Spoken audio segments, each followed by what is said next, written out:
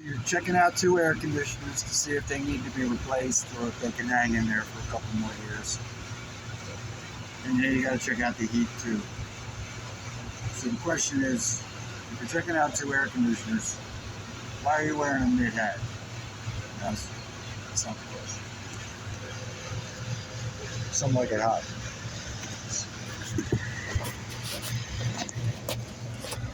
This heat exchanger doesn't look as fresh and new as the other one. And if you look around,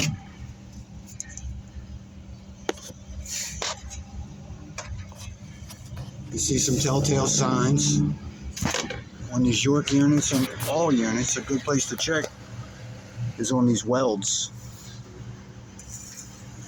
where this metal is shaped and then they weld that seam. And you follow this weld around. Here's the question.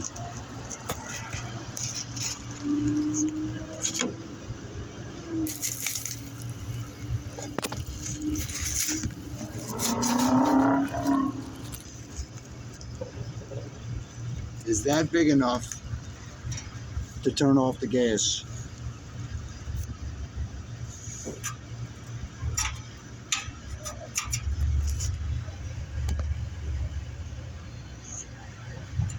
Huh? It's just a little hole. See that? That can last another year or two, right? No. I'm sorry for your luck.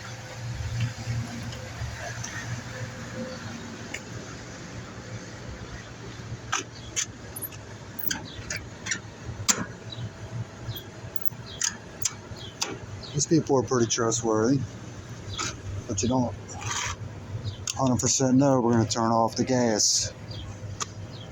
I'm even going to pull the plug off of the gas valve. I'm going to undo the spark igniter. I'm going to hide it back there. That's right. Do not turn this back on. Somebody has already jumped out. Somebody has already jumped out the rollout switch. That's probably what's in this wire nut here. The blue wire and the purple wire. Used to go to a rollout switch. Maybe the bad heat exchanger is why it was rolling out. It's scary to think that this ran last winter. Because flames were rolling out. But it's off now and it's going to be on the ticket. This is the kind of stuff, I don't care what you forget. When you find a safety issue, you better well document not only that you turned it off, but that you said that there's a serious threat of death and serious injury. And specifically note carbon monoxide. And in several places on the invoice, do not re-energize unit until properly repaired. It's one of the most important service tickets you're ever going to write. And again, it's warm out. You're asked to check out air conditioners.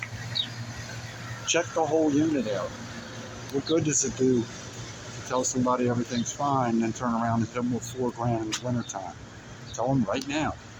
Give them a full assessment. And probably by wintertime, be putting a heat exchanger in here.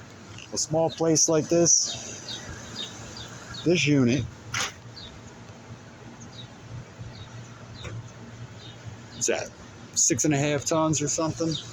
I don't know. Yeah. Got a 6.5 here or a 7.5, whatever it is. Just shy of 7.5. And here's a 10 ton. So this 10 ton unit right here, most rooftop units right now are a 4 to 6 week lead time. Doesn't mean I can't come up with some brand to buy. But if you want a choice, this ain't like the last couple of summers. Rooftop equipment is on 6-8 week lead time.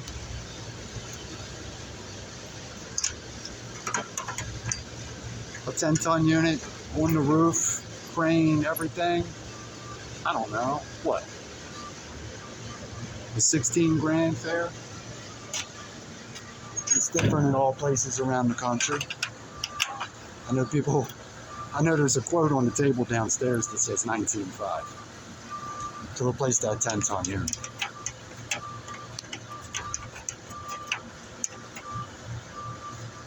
I'll give you a quote for 16, but you can't get it for 8 weeks.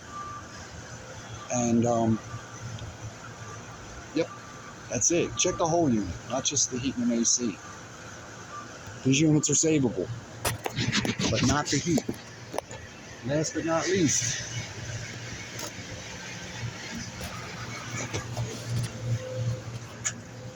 well, they're making me work for this one now. Oh yeah, he's over there. Turn off the gas. Yeah, that's tight. We're gonna get something to turn that off.